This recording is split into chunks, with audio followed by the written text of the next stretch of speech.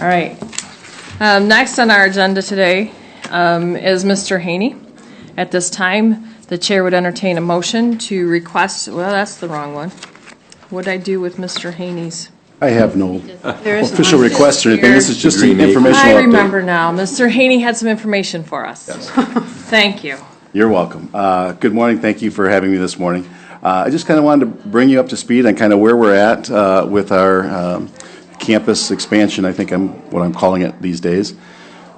So just a refresher, last January, the Berry County Economic Development Alliance hosted or sponsored a morning conference talk discussion on housing in Berry County.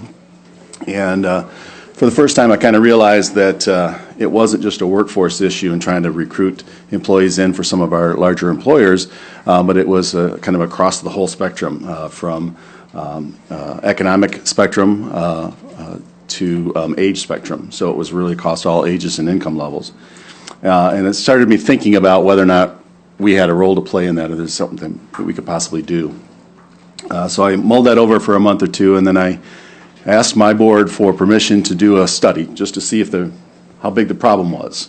So we did that study, and I brought that study to you late last spring or early summer, and it indicated that there was a need for 280 independent living units in Berry County, 60 of which would be market rate, 220 of which would be affordable rate housing for independent seniors, and then 60 assisted living beds in Berry County with 30 for dementia care.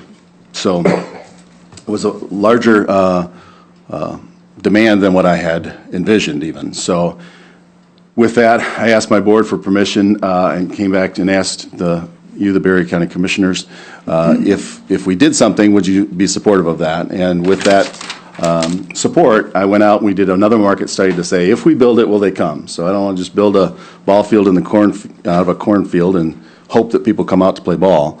I want to know, are folks going to come? And that market study came back, and we're thought of very highly in Berry County, and folks seem to be positive about that in comparison to some studies that the Plant Moran Living Forward had done throughout their career and their market studies for other clients.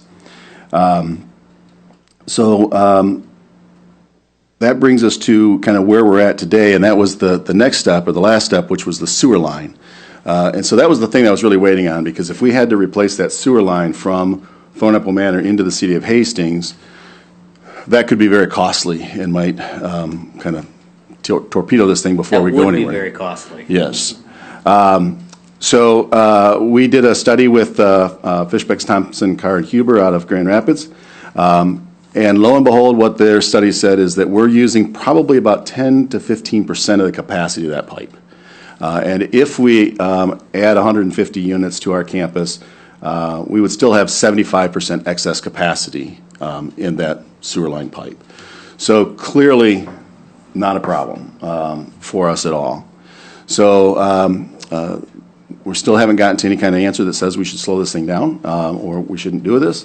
Our next step in the process, which we have just signed a letter last Thursday, the 2nd, and I had a conference call yesterday afternoon at 4 o'clock with Plant Moran Living Forward. We're going to do the financial feasibility study. So this study, we're going to take a look at what are the financing models that are out there, can we fund this? And then what are the revenue streams going to look like? What are the, from an affordable rate side and from a market rate side, how much can we charge, and will that be sufficient? My commitment to you and to my board has been that we're not going to request any kind of support for this. It has to be self-sustaining. It has to fund itself on its own. So that is the requirement that I have placed on this myself, and I want to make sure that I reiterate that to each of you, that I'm not going to come back and ask for any kind of taxpayer dollars, any kind of taxpayer support for this. The next step, and that we expect that this particular study will take about 8 weeks, so we should hear and get that report back about the 1st of March or maybe the middle of March. And the next piece of that, which we're going to begin contemporaneously, because part of that financing piece puzzle is, what is the location going to look like? And there are, even within the campus site, there are different cost associated with different locations within the campus. So, and whether we do a satellite campus somewhere else or whether we do something on our campus, even site selection within the campus could have some different cost implications. So site selection is also going to start to take place as well. And we have our first meeting with our construction manager and architect tomorrow afternoon. So to begin that process and looking at what are the costs with the different sites. And I guess I just kind of wanted to bring that to you, kind of give you an update of where we're at. As I had promised when I got that sewer study, I wanted to come back and let you know where we were, share that with you, and then see if there's any additional questions or concerns that any of you might have. Commissioner Geiger. Thanks, Don. I'm asking this because I have gotten questions in my district on this topic, specifically because the Thornapple Manor is a millage-supported entity that carries out a specific function. How does this expansion fit within Thornapple Manor's mandate to serve, and how is it not infringing on potential private sector enterprise? Good question. So I'm going to start back with the foundation of Thornapple Manor, and as most medical care facilities in the state of Michigan, date back to the days of the old county poor farm in the 1800s. In fact, if you look at the campus of Thornapple Manor, there's an old rail bed behind it, and that's where a lot of the folks would get off the rails there and kind of find their way to the farm. If you look to the west, I believe, of the Head Start that's on the campus there, the west of 911, there's a number of gravestones there from folks that back in those times when they passed away, there was no family, no place to bury them, so they just buried them there on the site, on the farm. And so you can see those, there's probably about 15 headstones there, and they're still there. You can still see them. So our mission, dating back to the 1800s, is always to serve those that are underserved. Right? The crux of the housing need and the independent senior living need in Berry County, 220 of the 280 units, are for supported rate housing, not market rate, not folks that have money. So this is for folks, again, that may have only Social Security or very limited assets, very limited income, and they need housing options. And so we're going to continue that mission that I think that we have always had in terms of serving those that are underserved in Berry County. So I think that's in the wheelhouse of what we do. 80 to 85% of the residents that we see in our building are on Medicaid. So it's a big piece of what we do from a historical perspective and from today's perspective. The second piece of that is, how do we compete and why are we competing with for-profit developers or other folks? And my response to that is this housing need that Berry County has had has been in existence for at least 3 or 4 years that I've been hearing about it on the EDA side, sitting on the EDA Economic Development Alliance Board. And to date, we don't have any private firms coming in to build specifically senior rate independent living at affordable rate housing. We do have now some movement on some supported housing, perhaps in the downtown area, but nothing that's geared specifically towards seniors. And so that's how I would kind of respond to that. So you've identified a need, it's a persistent need, and you're using what tools you have to meet that need. Absolutely, correct. Yeah. Thanks, Don. What did you say? How many beds did you say are recommended for assisted? Assisted living beds, they said 60. Okay. Assisted living beds, and then another 30 for dementia care specifically. And then another 30. Okay. So 90 total. Okay. Thank you. Any other questions for Mr. Haney? This is a really tough subject. We all have extended family who should not be living alone, but are, because they keep spinning us and telling us, hey, I'm fine, I got it handled. I 5 years ago had to put my grandmother in a nursing home because her health deteriorated, and I couldn't tell her that I was putting her in a nursing home because she would have fought me. But at the time, she was very ill and didn't have a clue what was happening. She never did recover. But when we got into the house to look at things, there were warning signs all over that she would hide. And I was ashamed not to have noticed them earlier. But if she had had an assisted living place to go to, an alternative to look at, it would have been a whole lot easier. My aunt, who was several years younger than my grandmother, recognized some of those same signs in her own home, and with the help of her children, got into an assisted living place where she didn't have to worry about anything. She didn't have to worry about responding to a bump in the night and going outside and getting confused and lost and whatever. She's now in a place where everything's taken care of. And we have a ton of seniors in our community that have those problems. And maybe the kids have all gone off, grandkids aren't around to check on you. It's a huge need. And so I appreciate your research and your dedication to helping us with that project. Do we know what the tax status of the housing would be? Because we are a government agency, anything that we do is by default non-tax, just as the nursing facility is. Anything else for Mr. Haney? Thank you. Thank you. All righty. Next on our agenda is Tammy Price. At this time, the chair would entertain a motion to recommend to the Board of Commissioners approval of fiscal year 2020 grant agreement for the Office of Community Corrections and authorize the chairperson to sign the grant agreement. So moved. Moved by Smelker, support by Parker. The floor is yours, ma'am. Good morning and Happy New Year. Thank you. So the contract is before you kind of late for several reasons. The state had some budget cuts, and so OCC was waiting to see what those were before they came out with the official awards. Could you speak into The mic, please, ma'am. The TV people might complain if you don't talk in there. And so the contract is a bit late. We reviewed the contract, as did every other county that receives OCC funding, and many of us found some concerns with the contract, and so we I contacted Michael, and he contacted the county attorney to review the contract. So there were some negotiations between the state and the attorney, and we came to an agreement that we could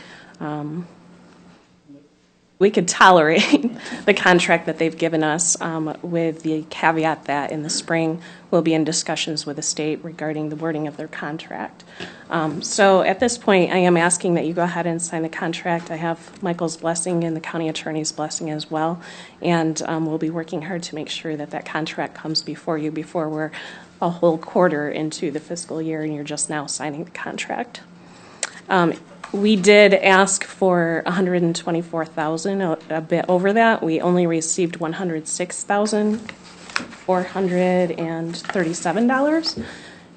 At mid-year, the state is telling me that they'll take a look and see if we need some additional funding and where our programs are at that point. So we also had some changes in fringes for one of our employees that will help make up for that discrepancy in the funding. So was the cut directly related to the vetoed budgets? Yes. Okay. Any other questions for Tammy? Thank you, ma'am, for spending as many hours on this grant stuff as you do. There being no further discussion, the question before the committee is to recommend to the Board of Commissioners approval of fiscal year 2020 grant agreement for the Office of Community Corrections and to authorize the chairperson to sign the grant agreement. All those in favor, please say aye. Aye. Opposed, nay. The item is approved. Thank you, ma'am. Mr. Brown.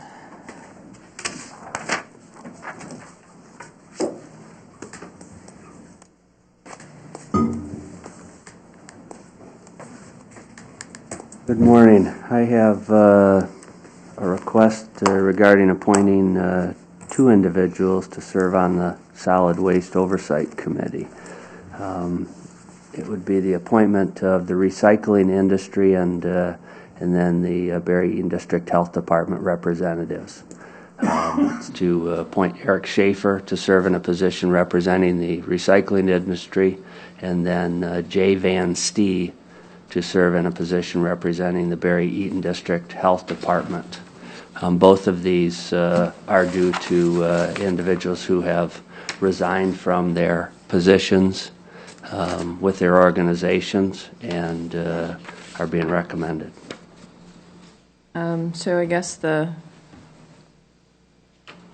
this time, the chair would entertain a motion to approve, Excuse me. the chair would entertain a motion for the approval to appoint Eric Schaefer to serve in a position representing the recycling industry on the Berry County Solid Waste Oversight Committee for a 3-year term that began on November 1st, 2018 and expires on October 31st, 2020, and to appoint Jay Van Stee to serve in a position representing the Berry Eaton District Health Department on the Berry County Solid Waste Oversight Committee for a 3-year term that began on November 1st, 2017 and expires on October 31st, 2020.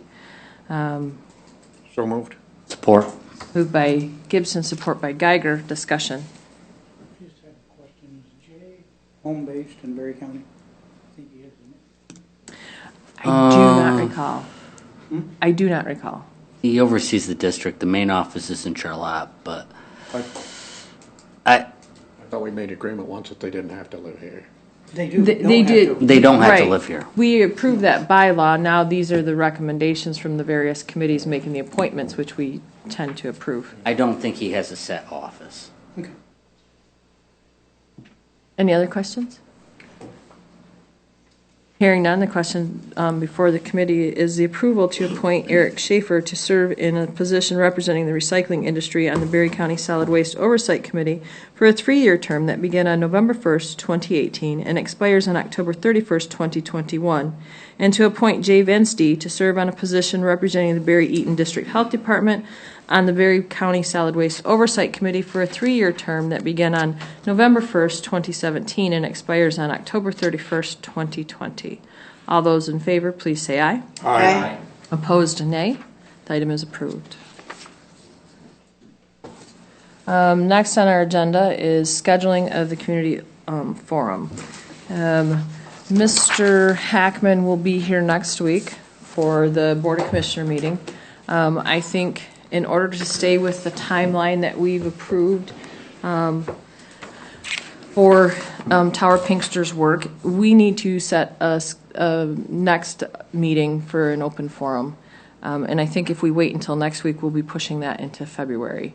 I think if we went ahead and set a schedule or a day that would work the best for us, we could get it advertised so that we would have enough time to get a good representation to be there. Were we on a Monday night before?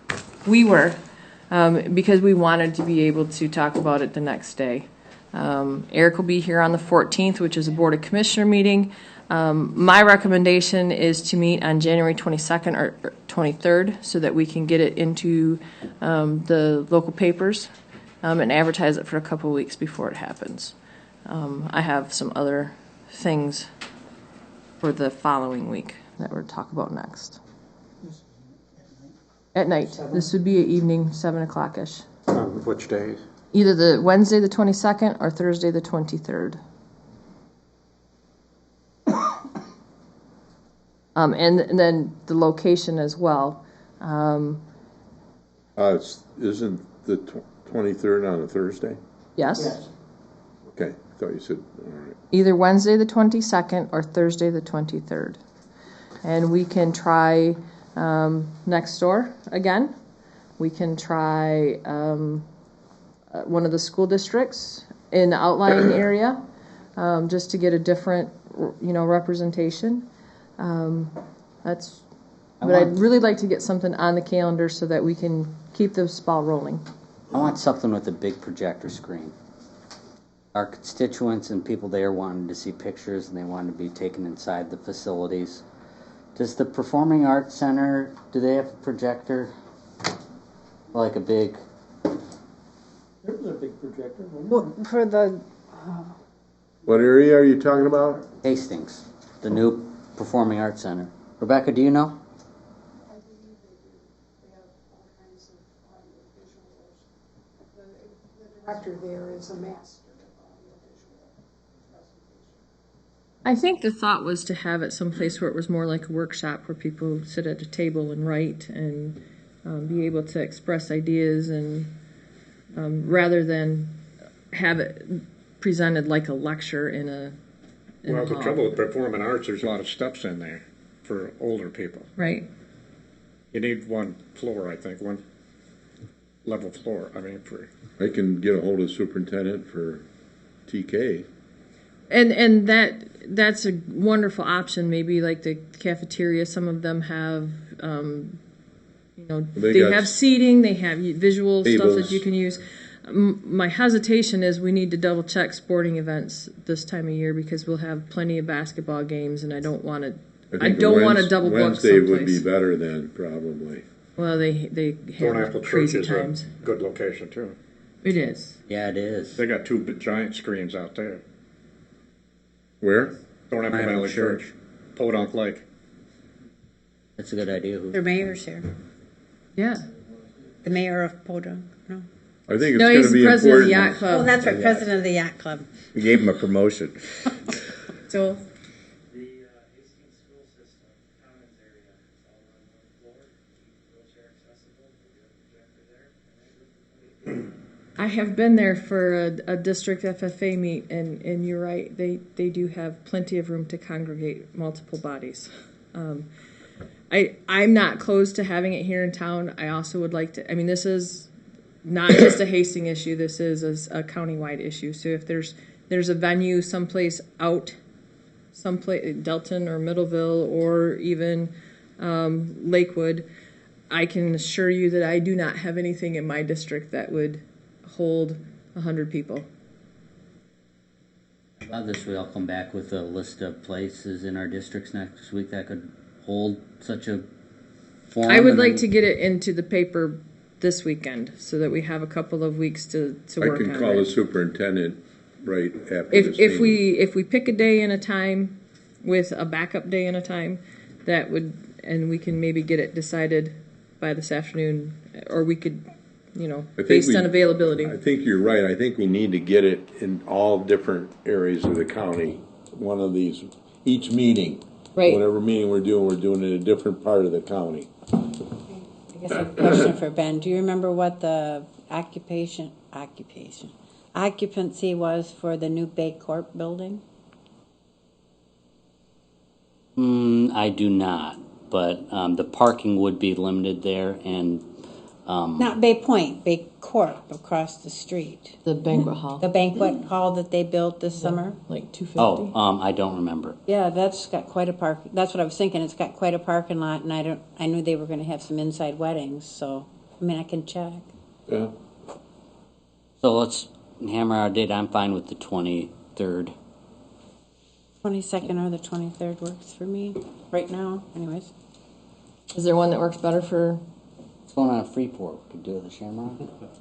We could. I'm not sure you can get 100 people in there. I mean, the last group we had just over 100. So I want to make sure that if we have more people show up, that we can accommodate. That's why we thought maybe like the school cafeteria or something similar, where there's enough seating and tables where people can take notes, because I don't want to discourage people from There was a lot of room participating. at Star School too. We've been there at the gymnasium. They didn't have a lot of tables there to write, but there was room.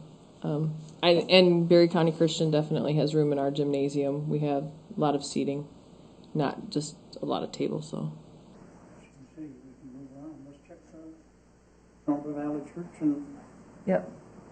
TK. Does Thornapple have midweek service? Have what? Thornapple Valley Church have a midweek service on Wednesday nights? Midweeks.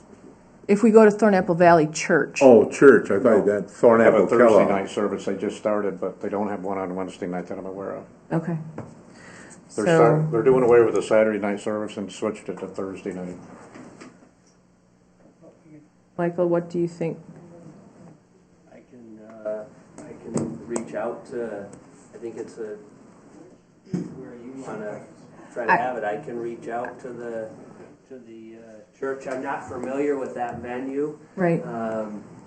So is it, the church itself, does it have Do you know fixed seating, or is it where they put They're chairs? No, If chairs. You It's just need, an open The chairs are already auditorium there. Or open Yeah. space. you need audio visual stuff, don't you? The church would have that. Can we Well, I do know this that, next but- thing with Nancy Oley while Michael checks? I'm fine I with think if these. we, let's pick a primary date. Which date? Wednesday. Okay, Dan wants Wednesday. I can do Wednesday. I can do Wednesday, Wednesday. 22nd. Personally don't care. That works Got for an me. I airport think I got a board meeting, majority but for that's Wednesday at 7. And if we can't find a venue for Wednesday at 7, we will pursue Thursday at 7. Okay. Okay. And we'll just leave it at Michael's discretion, whichever one seems like it'll work best for us. My choices are like TK or Delton or just outside of Hastings. Nothing against Hastings. We had the last meeting here. I just want to move it to other places in the Bay community. Point is 300. Mr. Minor just checked. Thank you, sir. So Thank what you. are the, real quickly, do you have What are we a- calling this? Do you have a preference? Community dialogue. I've heard TK schools, Thornapple Valley Community Church, dialogue. and Gun Lake, Gun Lake and then Dalton Kellogg and School. then DK. Do you have a preference of No. which order I start with? No, I do not. No, next one was just. I think the two schools are they're going to be contingent upon their sports schedule. If they've got varsity basketball games that night, we're not going to fit. Well, if you're looking at TK and Hastings, you might as well look at Lakewood. Right. And that's Right, perfectly. Vivian? Yep. Both Lakewood, correct? They are still in the county, Yeah. barely. Yeah, Vivi and I are both Lakewood Alumni. Vikings. So Yeah. we don't forget. Yeah, and I think Orangeville too, Bay Corp. the Bay Point thing, Right. unless he charges an arm and a The leg. only venue I can think of in my district that might fit that many people is barn. the fire barn in Johnstown Township. And they do a wonderful pancake supper, and they have plenty of space.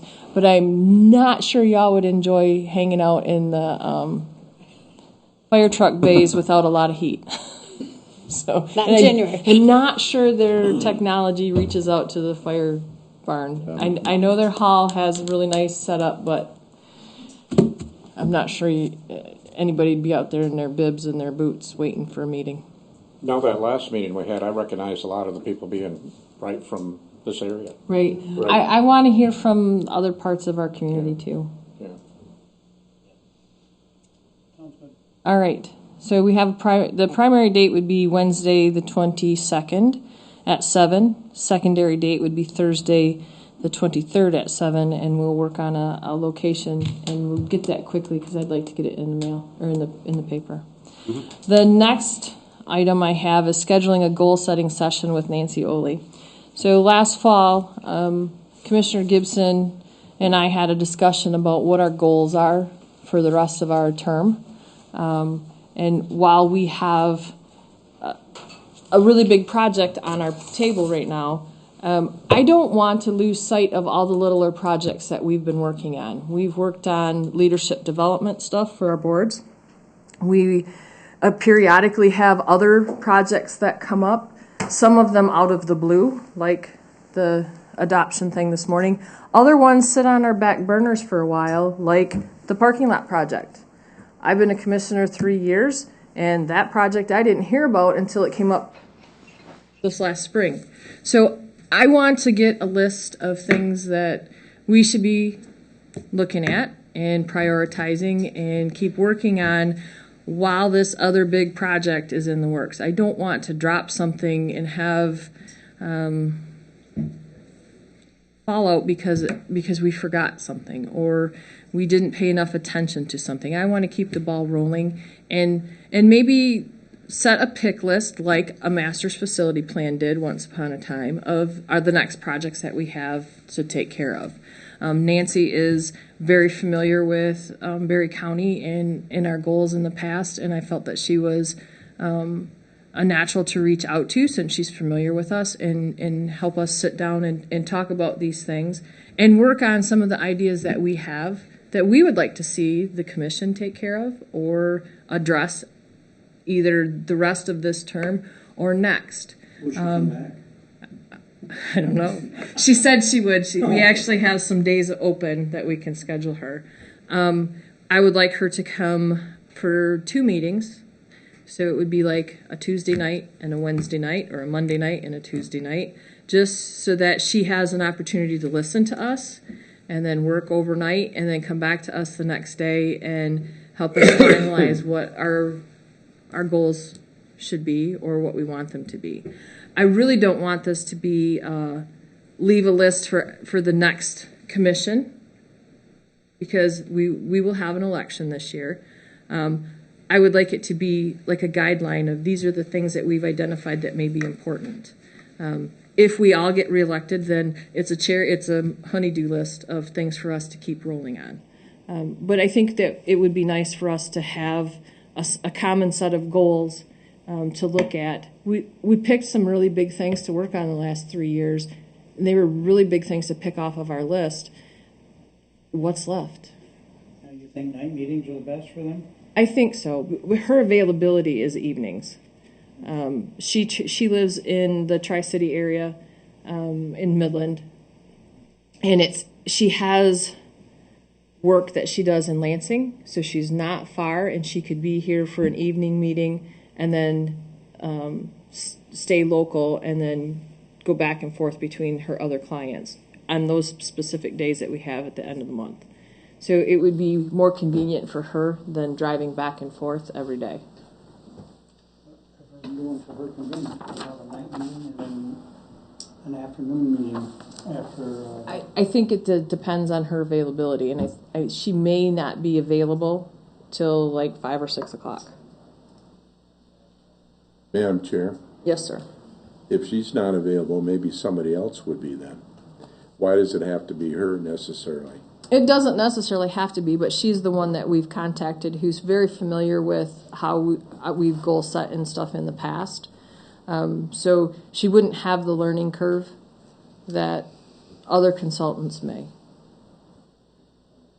I'm just thinking that it would be nice if we piggybacked a half a day to this meeting here, so we're not.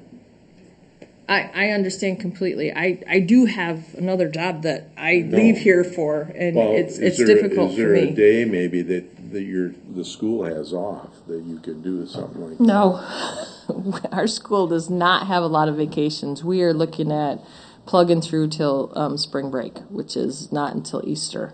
So I don't have a whole lot of availability during the day. How long do you anticipate this? Till midnight, till we get it done. No. 4 hours. Maybe a couple hours. So we couldn't piggyback on the BOC on the 28th and then go into the 29th evening? I think that's too much. I don't know what her availability is during the daytime. I do know she's available in the evening on the 27th, 28th, and 29th. I know Michigan State Extension has people that can kind of. Right. I do like David's idea. Of staying late and then coming back the next night. I can see if that's something that would work into her schedule, but I already know that she's already committed to do other things during some of those days. Maybe you ought to find out when she's available and bring those dates back to us. That is when she was available, the 27th, 28th, and 29th. She was originally available on the 30th, but has scheduled something that day. So we reached out to her back in September, and through the fall she got busy with something and then got sick, and then we were just trying to get this on our agenda so that we can stay focused. One of those. I don't want to lose sight of stuff during this Tower Pinkster project. One of those nights is the State of the State. I would not be available to attend that night. Isn't Understood. that usually on a Tuesday? They usually coordinate it so it doesn't interfere with the President's State of the Union. Oh, So okay. it really depends on the White House. If you could get On those, Tuesday? if you could get those dates, so that we don't have that conflict. Monday's not good. Tuesday, Wednesday I could make work, but we'll see what bends. Okay. Comes up with. If I can have somebody fill in for me. Where, here? Yeah, it's not like I work in the governor's office anymore. I'm in the legislature, so if I'll do what is good for everybody else. Me too. Wednesday, Thursday, whatever. She's not available on Thursday. So she's available, I think Tuesday, Wednesday sounds like there's not as many conflicts as Monday. Is it just goal setting? It is. It's more or less a workshop for us to see what's next on our plate to try to accomplish. We had the leadership workshops that we had originally worked with Berry County leadership to do, and that's kind of fallen apart because the person providing the workshops no longer works for Leadership Berry County. And so if I want to look at all of the little things that we've talked about and maybe forgotten about, to see if they're worth keeping on our plate or if we just I think it's important put to 'em to see bed. what you have done too. And Right. it'll surprise you. So when you make a honeydew list and you bullet point everything that you can think of and you can check off 2 or 3, it makes you feel better about your honeydew list. Hey, I've got that done. I don't have to do so much. If there's still big projects on there that we need to accomplish, it would be nice to identify them and keep them on a checklist for us to do. Good idea. We can't let the urgent crowd out the important. No, There's a lot of good stuff that we could are be doing here. extremely reactive to things in our community, and I think that we need to take a better stance at being proactive and planning for the future generations. And what happens when our population just grows exponentially and we have to add another commissioner? Will we have enough space here? Do we have to look at different accommodations? I mean, there's a lot of Recession. things that we need to look at. Yeah, So that's what I'm worried about. Well, January is getting pretty loaded up here. it is, and it's getting pretty short Can't too. we wait till So February for those things? We could. I can see what she has available in February, but I really don't think it needs to be a certain person if they know how to go through and just set up goal setting, strategic planning. she has worked with us in the past, not during this term. So I just felt that she Well, was if everybody familiar else with thinks how we that she work. should do it, then that's fine. I don't care. I'm just saying Nancy, I have worked with Nancy. Portable. Not saying we always got along, but I don't always get along with anybody. You keep saying that. All right. So, I had to sit next to him. It's all right. I did for 2 years. All right, Michael, what do you think? If we Clear as could mud. Schedule the 28th and 29th, we'll get with Nancy to see if that works. See what she has for earlier availability And on the just go with 28th. whatever. If she's available, works. like in the afternoon or something that day? Or like right after Board of Commissioner meeting instead of in the evening? I don't know what her schedule is, I can't remember, so. Where does she live? Midland. So she's probably gonna stay in a hotel if we can do it the But next she day. has a client in Lansing that she works with, and that's why she felt that she would be in the area within an hour anyways, so. So, thank you for indulging me.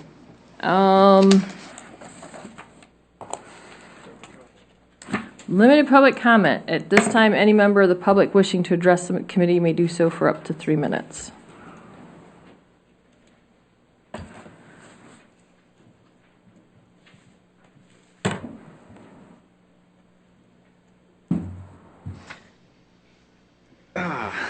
Hello again.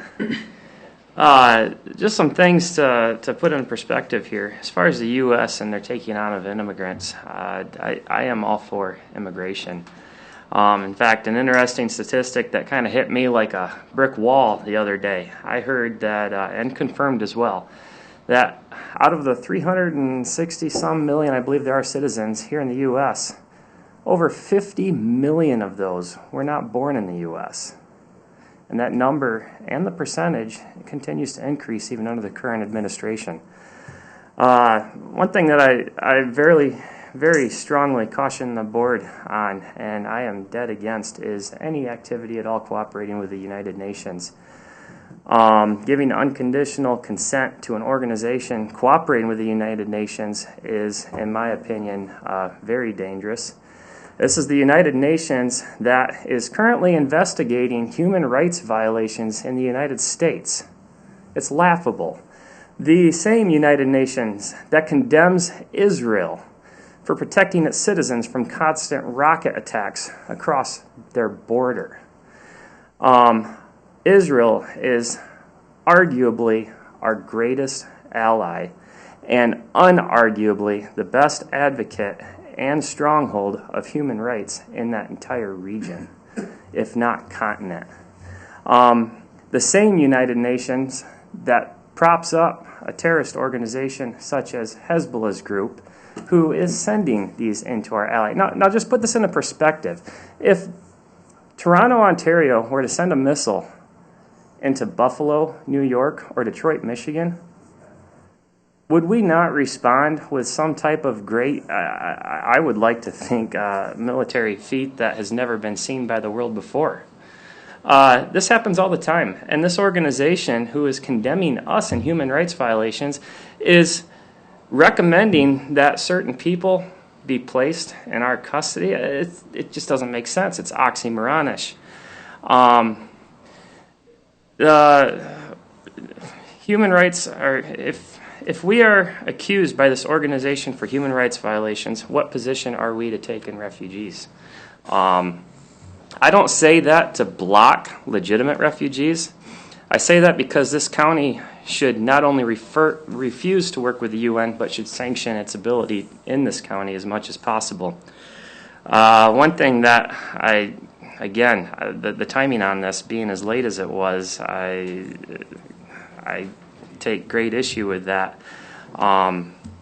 I think that this board has put more focus and discussion on the Animal Shelter Advisory Board than it ever has on foster care, adoption, and so forth. I find that wrong. I'm not necessarily stating that we should put Mark Englerth in charge of the cats at the animal shelter, but that being said, I think that our focus here is drastically wrong. What's more important? Foster care, which is a critical need here in this county, especially with the meth epidemic that we have, or animals?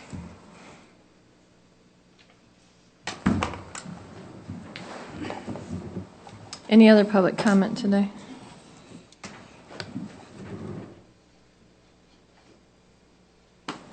Hearing none, is there any other business to come before the committee? I would like to thank my student Braden for coming with me today.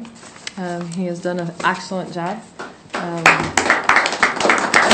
I do have to get him back before lunch. So. Does he want to talk?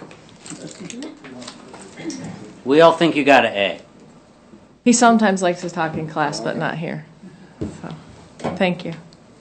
There being no further business without a